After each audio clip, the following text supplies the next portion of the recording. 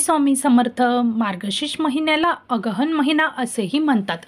या महिन्यातील गुरुवारी भगवान श्री महाविष्णू आणि त्यांचे रूप भगवान श्रीकृष्ण यांच्या पूजेला विशेष महत्त्व आहे. पुराणात विष्णूची उपासना करण्यासाठी या महिन्याचे वर्णन सर्वोत्तम महिन्यांपैकी एक आहे. मार्गशीर्ष महिन्यातील पहिल्या गुरुवारी किंवा सर्व गुरुवारी श्रीहरी आणि श्री लक्ष्मीच्या पूजेलाही विशेष महत्त्व असल्याचे सांगितले जाते. धार्मिक शास्त्रानुसार अगहन महिन्यात लक्ष्मी देवीची स्थापना आणि पूजा करण्याची परंपरा आहे.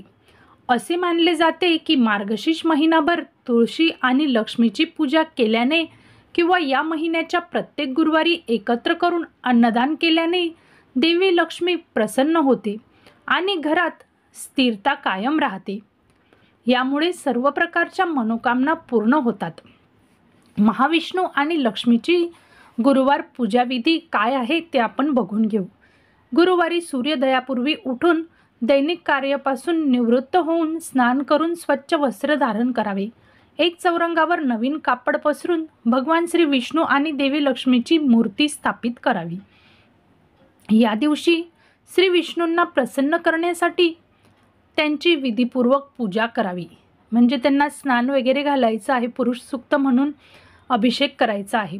भगवान विष्णूंना पिवळा रंग खूप प्रिय आहे, म्हणून पूजनाच्या वेळी त्यांना पिवळ्या रंगाचे फूल अर्पित करावेत. पूजा करताना धूप दीप लावावे. श्री विष्णू कथा वाचन करावे. पूजन केल्यानंतर विष्णूजी आणि लक्ष्मीजी यांची आरती करावी. पूजन केल्यानंतर पिवळ्या रंगाची मिठाई किंवा पिवळ्या रंगाचे फळ देवाला अर्पण करावे. श्री विष्णू निवास केळीच्या झाडात सांगितले गेले आहे. अशात गुरुवारी केळीच्या झाडाची पूजा करावी आणि केळीच्या झाडाला जल अर्पित करावे. भगवान श्रीहरी विष्णूंच्या नावांचे जप करावे. श्री विष्णू सहस्रनाम स्तोत्र पाठ करावे. देवी मातेला प्रसन्न करण्यासाठी घराच्या प्रवेशद्वारावर दिवे जरूर लावावेत.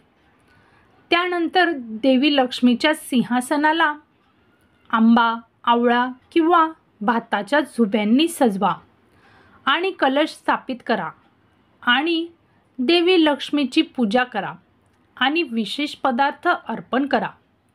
म्हणजे खीर तुम्ही अर्पण करू शकतात. मान्यतेनुसार अगहन महिन्यातील गुरुवारच्या पूजेमध्ये प्रत्येक गुरुवारी देवी लक्ष्मीला वेगवेगळे पदार्थ अर्पण केल्यास शुभ आशीर्वाद प्राप्त होतो.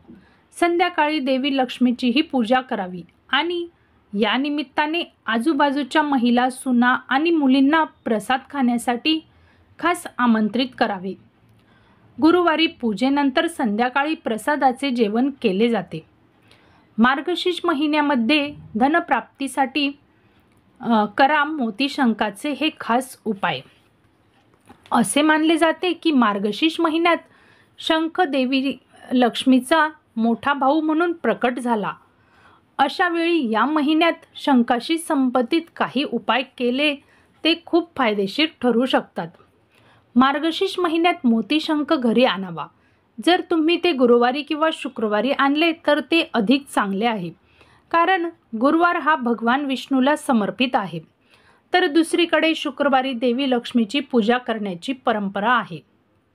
मोतीशंख घरी आणा आणि गंगाजल किंवा दुधात भिजवा. त्यानंतर संध्याकाळी संध्या आरती करून लक्ष्मी आणि भगवान विष्णूचे ध्यान करताना मोतीशंकामध्ये अक्षत भरून घराच्या मंदिरात स्थापित केलेल्या लाल कपड्यावर स्थापित करा. जर तुमच्याकडे अक्षत म्हणजे संपूर्ण तांदूळ नसेल तर त्याऐवजी तुम्ही हळदीच्या गुंठ्याभोवती कलावा गुंडाळून मोत्याच्या शंखामध्ये ठेवा आणि नंतर तो शंख मंदिरात ठेवा.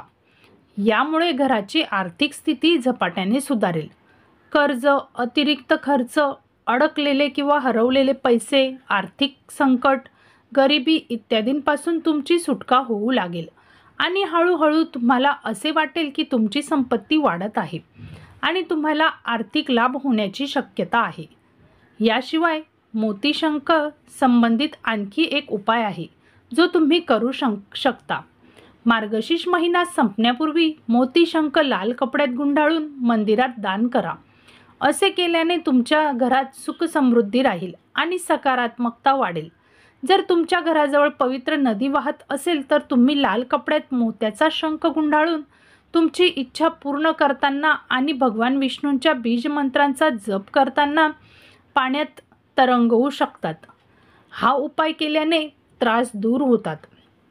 लक्ष्मी देवीच्या पूजेमध्ये शंख फुकणे शुभ असते. असे मानले जाते की जेव्हा समुद्र मंथनाच्या वेळी लक्ष्मी देवी प्रकट झाली तेव्हा तिच्यासोबत शंखही प्रकट झाला. धार्मिक ग्रंथांमध्ये माता लक्ष्मीला सागराची कन्या आणि शंखाला तिचा भाऊ मानले जाते. यामुळेच लक्ष्मीच्या पूजेमध्ये शंख फुकणे आवश्यक आणि शुभ मानले जाते. तर तुम्हाला जर ही माहिती आवडली असेल तर चॅनलला जरूर सबस्क्राईब करा आणि ही माहिती शेअर करायला विसरू नका. धन्यवाद.